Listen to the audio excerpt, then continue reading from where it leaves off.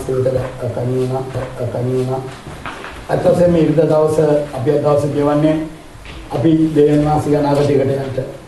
එනිසා අපිට තියෙන මේ පැවපත් අනාගතයට යන්න ඔබ මගේ මත ධර්ම ඔබ මම අල්ලන් ඉන්න ස්ථානයේ ගොඩක් දේවල් වෙනස් කරන යන්න.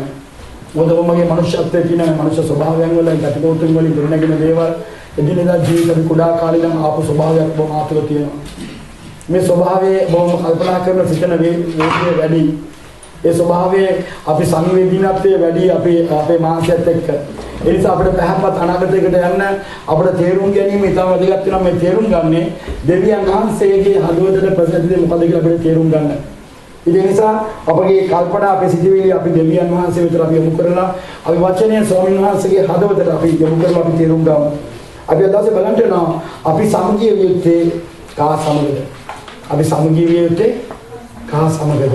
සභාවක් ඇරියට ඔබ මට තිබෙනවා සභාවට සෙනගව ආගමික ස්වභාවයක රඳවලා ආගමික ස්වභාවයක සෙනගව බන්ධන නෙමෙයි. නැත්නම් ඊට දවසේ දේව මේකට නැත්නම් ඉගෙන ගැනීම වලට නැත්නම් යම් ක්‍රම වලට බන්ධ ගැනීම නෙමෙයි. සභාවක් ඇරියට තිබෙනවා දෙවියන් වහන්සේගේ හදවතත් එක්ක කල්පනා සිතුවිලිත් එක්ක ඔබගේ සිතුවිලි කල්පනා බැඳිලා ඒ දෙවියන් වහන්සේ ප්‍රසන්න කරන සෙනගක් ඇරියට ඔබගේ ජීවිතයේ ස්වභාවයෙන් එළියද ඔබගේ හැම ජීවිත වෙනම ස්ථානයක් තුළ දේව කැමැත්ත අනුකූලව ජීවත් වෙන දෙවියන් වහන්සේගේ දරුවෙක් ඇරියට ඔබ නිර්මාණය වෙලා වෙනස් වෙන ස්ථානයකට ඔබ කැඳවලා තියෙන දෙවියන් වහන්සේව. ඒ නිසා ඊටම වැදගත් වෙන සභාවක් හැටියට ඔබ මට වැදගත් වෙනවා අපේ දෙවියන් වහන්සේත් එක්ක වැඩිම ශුද්ධ මනෝන්සේ කොටගෙන. ඒ නිසා ඔබගේ ජීවිතය ඔබ ගමන් කරන හැම ස්ථානයක් තුළ ඔබට තියෙනවා ගනුදෙනු කරන්න දෙවියන් වහන්සේගේ හදවතත් එක්ක. ඔබට ගනුදෙනු කරන්න තියෙන්නේ මනුෂ්‍ය හදවතත් එක්ක නෙමෙයි දෙවියන් වහන්සේගේ හදවතත් එක්ක.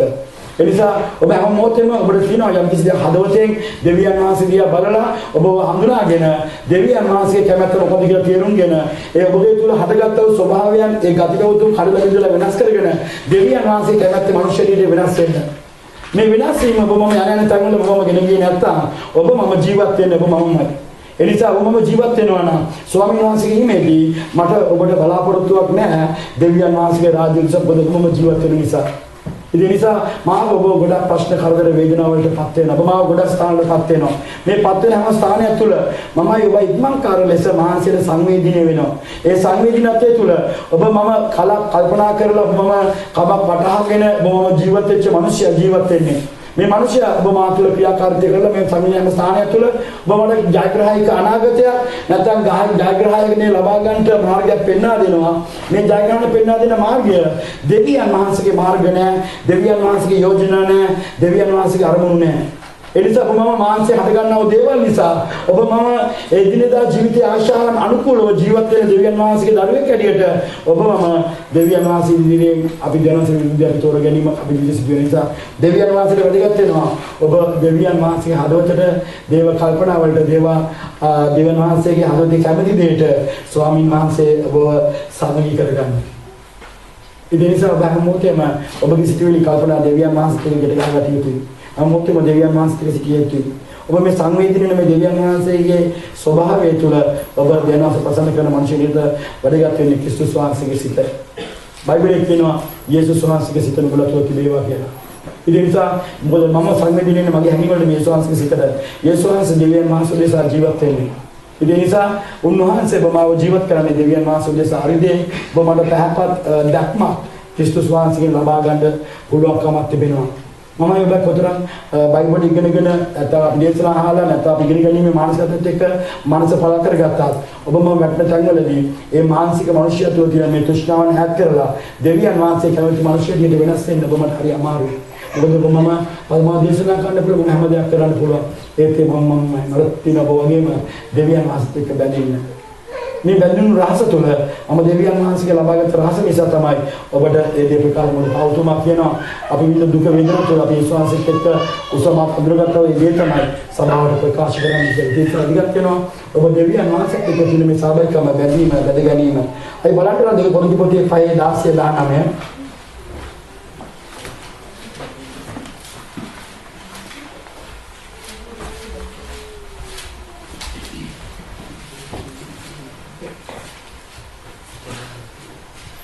අලුත්ගේසුම 277 වෙනි පිටුව. එහි මෙතෙන් පටන් අපි මාංශාකාරී කිසිවෙකු දැන නොගනිමු. මාංශාකාරී ක්‍රිස්තුස් වහන්සේ දැනගෙන සිටින නමුත් අපි දැන් තවත් එසේ දැන නොගනිමු. එබැවින් යමෙක් ක්‍රිස්තුස් වහන්සේ තුළ සිටිනේ නම් ඔහු අලුත්මැවිල්ලක්ය. පරණ දේ පහව ගියේය. මෙන්න සියල්ලම අලුත් වී තිබේ. සියල්ල පැමිණෙන්නේ දෙවියන් වහන්සේගෙන්ය. උන්වහන්සේ ක්‍රිස්තුස් වහන්සේ කර්ම කොටගෙන තමන් වහන්සේට අප සමගි කරගෙන සමගි කිරීමේ සේවය අපට දුසේක. එනම් දෙවියන් වහන්සේ මිනිසයන්ගේ වරදවල් ඔවුන්ගේ ගණනට නොතබා ක්‍රිස්තුස් වහන්සේ කර්ම කොටගෙන ලෝකයා තමන් වහන්සේට සමගි කර ගනිමින් සිටියසේක. සමගි කිරීමේ වචනයද අපට බාර දුසේක. ආමේන්. දැන් දෙවියන් වහන්සේ මෙතන කියනවා ඒ මෙතන පොඩ්ඩක් අපි මාංශාකාරී කිසි දැන නොගනිමු. මාංශාකාරී ක්‍රිස්තුස් වහන්සේ දැන සිටින නමුත් අපි තවත් එසේ දැන නොගනිමු. අපි සමහර අවස්ථාවල මේ පදේ ඇවිල්ලා අපිට ක්‍රිස්තුස් වහන්සේව හඳුනාගත්තා වූ පළවෙනි දවසට පමණක් සීමා වෙන පදයක් නෙමෙයි.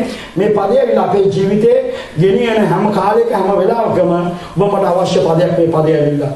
සමහරවිට මම යේසුස් වහන්සේව හඳුනා ගන්න පුළුවන්. මම යේසුස් වහන්සේ දකින්නකොට මම දේව අභිමුඛත්වයට යනකොට මගේ පාපය මගේ සියලු සුභයන් මම හඳුනාගෙන මම දකින්නා වූ දෙවියන් වහන්සේගේ මහිමේ තේජස ඉදිරියේ මම මගේ දූෂ්‍ය මනුෂ්‍යය තුළ තියෙන හැම නපුරුකම් මම පහ කරගෙන මම ඒ දූෂ්‍යයන් ඈත් වෙලා මම ස්වාමීන් වහන්සේව හඳුනා ගන්නකොට පැමිණෙනවා. ඒ හඳුනා ගැනීම තුළ මට ලාභ තිබිච්ච මොකද අල්ලන් හිටපු හැම දෙයක්ම මම පහ කරලා මම ස්වාමීන් වහන්සේත් එක්ක ගනුදෙනු කරලා මම ස්වාමීන් වහන්සේගේ ඒ කැමැත්ත මනුෂ්‍යරීට වෙනස් වෙනවා. ඊට පස්ව නැවත වරක් මම ගමන් කරනකොට මේ දැනගැන්ම මාංශයට හැරෙන්න යනවා. මේ දැනගැන්ම තවත් මම මාංශය තුලින් මම නැවත වරක් මාංශයට සංවේදනය වෙලා මාංශික අනුකූලව මම කල්පනා කරන්න ගියාම මම යේසුස් වහන්සේ හඳුනාගෙන බෑපත් ලෙස මම දැක්මක් තුල මම ඉතලා මම මේ විදිහට ජීවත් වෙනවා. මම මේ විදිහට ජීවත් වෙනවා. දෙවියන් වහන්සේ මගේ ජීවිතේ මම මේ විදිහට දෙනවා. මම දීලා දෙවියන් වහන්සේ කැමැත්ත කරනවා. මේ මොනවා ප්‍රශ්න කරදර නුනෝන දෙන්න පටන් ගත්තට පස්සේ ඒ ප්‍රශ්න කරදර වලින් මම ඔබ මාංශය හැකින් වලට සංවේදනය වුණාම ඒ දැනගැන්ම පහ වෙන්න යනවා. අපි දකිනවා දෙවියන් වහන්සේගේ වචනේ කියනවා ගලන්නා වූ ජීවදායක වතුර ටික ගලන් ගන්න. මේ ගල කියන්නේ දේව අභිමුඛත්වය. මෙතන තමයි ශුද්ධකම මේ සියලු දේ කියන්නේ. අපි දන්නවා ගඟ ගලන් නැත්නම් ඒක හැල්පතක් කියන හැල්පතක් කියන වතුර එක තැනක රැඳුනොත් එහෙම ඒ වතුර රැඳිලා ඒ වතුර රැඳෙන ස්ථානය තුල ඒක පාසි බැඳෙනවා. ඒ වතුර කුණු වෙනවා. වතුර නරක් වෙනවා. ඒ වගේ ඔබ මම ස්වාමීන් වහන්සේගේ සත්‍යතාවය ඒ ස්වර්ගයේ තියෙන මඟ පෙන්වීම ඔබ මගේ ස්වභාවයට වටින්නේ නැතිකොට ඔබ මම දෙවියන් වහන්සේගේ මානසයට සංවේදීනොට ඔබගේ ප්‍රශ්න තුල මානසාකාරවම හිතන්ට යනවා. ඊට දක්ෂ ලෙස දෙවියන් වහන්සේ ඉදිරියේ ප්‍රශ්නෙට මට ගැලවෙන්න පුළුවන් මාර්ගය මේකයි. මෙතන මේ විදිහට හිතලා මට ගැලවෙන්න පුළුවන් කියලා මානසාකාරව ඒ ස්වාමීන් වහන්සේගේ තුල තියෙන ඥානය තුල නෙමෙයි ඒක මානසික ඥානය තුල මම කල්පනා කරන්න පටන් ගන්නවා. මේ කල්පනා කරන මේ ස්වභාවය තුළ මගේ හැඟීම් වලින් උපදින දූෂ්‍ය භාවයන් නිසා මම ලැබපු දෙවියන් වහන්සේගේ සත්‍යතාවය ඒක අසත්‍යතාවයකට මගේ හැඟීම් වලින් වෙනස් වෙන්න යනවා. මොකද මම දකින දේ මම ගනුදෙනු කරන දේ වැරදි ස්වභාවයක්. ඒ නිසා මට දැක්ම දෙවියන් වහන්සේ තුළ නෑ. මට කිතුපතියක් හැටියට දෙවියන් වහන්සේ තුළ මේ බලාපොරොත්තු වල ගමන් කරන්න බෑ. දැන් මම ඔක්කොම මාර්ගයන් වරදගෙන තියෙනවා. දැන් මට හැඟෙන දැනෙන්නේ මගේ මානසය නිසා මම ගනුදෙනු කරන්නේ හැම මොහොතේම මානසික ස්වභාවයන් තුළ.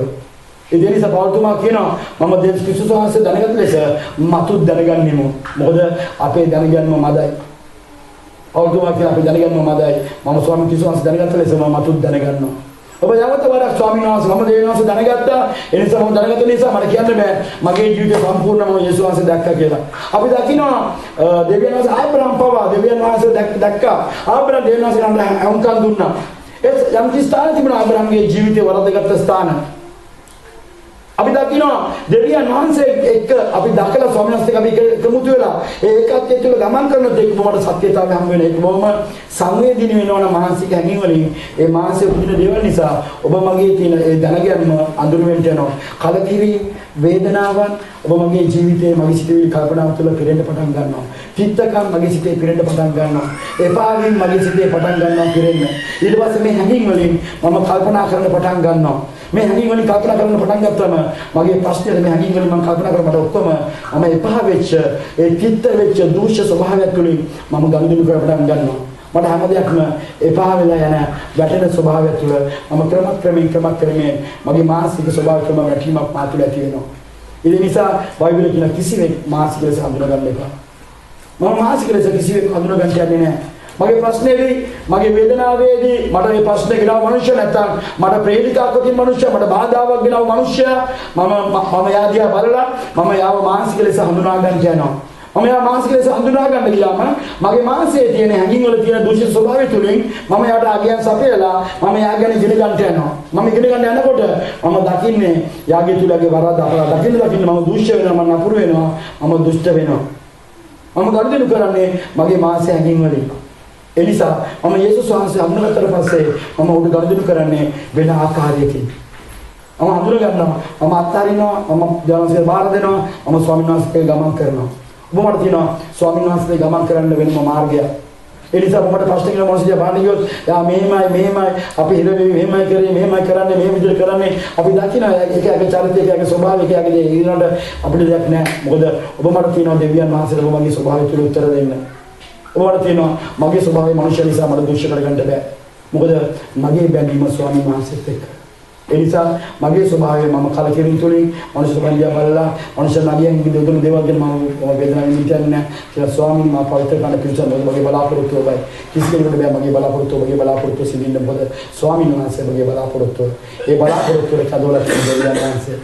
ඒ නිසා ඔබ ඒ බලාපොරොත්තු තුළ ඔබගේ හදවත ආරක්ෂා කරගන්න ඔබ නැවත වර ක්‍රිස්තුස් වහන්සේව දකින්නට වර. දැන් ඔබ නැවත වර දේව අභිමුඛස්කයට යනකොට ශුද්ධාත්මන වහන්සේ යේසුස් වහන්සේ කඩපත කීමෙන් ඔබ ප්‍රකාශ කරන්න යනකොට ඒ ප්‍රකාශ වීම තුළ ඔබ හඳුන ගන්නවා සත්‍යතාවය, දෙවියන් වහන්සේගේ ධර්මිෂ්ඨකම, දෙවියන් වහන්සේගේ ශුද්ධකම ඔබ දකින්නට යනවා. කොහොමද යසායක ඔබ කියන්නේ යනවා ස්වාමීනි දැන් ඒ කඩපත ඉදිරියේ ඔබගේ තියෙන හැම ස්වභාවයක් හැම කලකිරීම තුළ ඔබගේ තිබිච්ච දූෂ්‍ය චරිතය තුළ ඔබ ගනුදෙනු කරපු ඒ දුෂ්ට මනුෂ්‍යගේ තියෙන නිර්මාණය ඔබ දකින්නට යනවා. ඔබ කියනවා මම වැරදි නිර්මාණය කරන කෙනෙක් ස්වාමීනි. මම වැරදි කල්පනා වලින් වැරදි අදහස් වලින් මම නිර්මාණය කරන්නේ. මේ වැරදි අදහස් වලින් මේ කල්පනා වලින් නිර්මාණය කරන මම දූෂ්‍ය භාවයකට වැටලා මම නපුරු ස්වභාවයකට වැටලා මගේ හැඟීම් වල තියෙන නපුරු දූෂ්‍ය ස්වභාවය නිසා මම මුලාවේ යනවා. ස්වාමීනි කියලා. ඒ දෙවියන් වහන්සේ ස්වභාවය තුළ කල්පනා කරනකොට කියන මේ හැඟීම් මගේ කඩන්න බිඳින්න වෙනස් කරන්න. ඊට කියනවා මම උඩ සමාව දෙනවා ඔබ නිදාස් කරනවා ඔය ගැන ඔබ යාඥා කරන්න යනවා. දෙවියන් වහන්සේ ඉල්ලන්ට යනවා ඔබ සැබෑ සත්‍යතාවය දෙන්න. සැබෑ සත්‍යතාවය තුළ දෙවියන් වහන්සේ ඔබට මඟ පෙන්වනවා. දෙවියන් වහන්සේ ඔබ ගෙනියන්න කියලා. මොකද ඔබ හඳුනා ගන්නට යනවා ඒ දෙවියන් වහන්සේගේ සත්‍යතාවය ඔබගේ ජීවිතය තුළ. ඔබ හඳුනා ගන්නට යනවා දෙවියන් වහන්සේගේ ඒ අනුග්‍රහය ඔහුගේ ජීවිතය තුළ, දෙවියන් වහන්සේගේ බලාපොරොත්තුව ඔහුගේ ජීවිතය තුළ ඔබ දකින්නට යනවා. බලන්න යෙසායා 45:8 ඉඳලා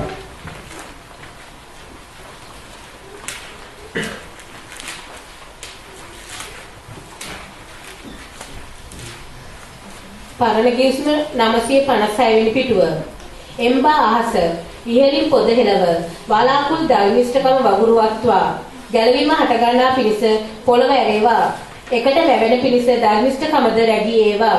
ස්වාමීන් වහන්සේ වන මම ඒක සැලැස්වීමි. දැන් ස්වාමීන් වහන්සේ මිනිස්යාගේ ධර්මිෂ්ඨකම ගොඩනගෙන පිණිසත් මිනිස්යාගේ ජීවිතයේ තියෙන දූෂ්‍යකම් වලින් මිනිස්යා වෙනස් වෙලා මිනිස්යා සැබෑ සත්‍ය මිනිස්යෙක් බවට වෙනස් වෙන්න. ඒකයි බයිබලයේ පෞල්තුමා කියනවා දෙවියන් වහන්සේගේ ධර්මිෂ්ඨකම ඇතුව මම සිටින්න සොයනවා කියලා. ඒ පෞල්තුමා දැක්කා දෙවියන් වහන්සේගේ හදවතේ තියෙන ප්‍රේමය නිසා දෙවියන් වහන්සේ මිනිස්යාගේ පාප අපරාධ වලට දෙවියන් වහන්සේ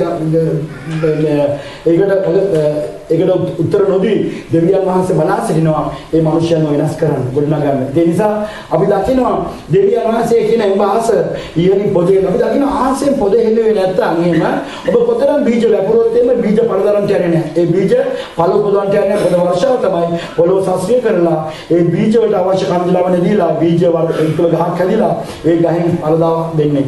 ඒ නිසා ඒ වගේ ස්වාමීන් වහන්සේගේ මේ ආත්ම වැගිරීම නැත්තම් බයිබලයේ කියන ස්වාමීන් වහන්සේ ඔබ මහ වර්ෂාවක් මේ පොළොව තිබුණ අන්තිම වර්ෂාව මේ අප වෙතට වඩින්න දෙවියන් වහන්සේ මේ පොළොවට ආවේ නැත්තම් දෙවියන් වහන්සේගේ ස්වභාවය තුළ දෙවියන් වහන්සේගේ බලය මහිමය තේජස තුළ තියෙන සියලු ප්‍රඥාව නුවණ දැනගන්න බලයේ ශක්තිය මනුෂ්‍ය ලබා ගත්තේ නැත්තම් ආත්මයන් වහන්සේ කරන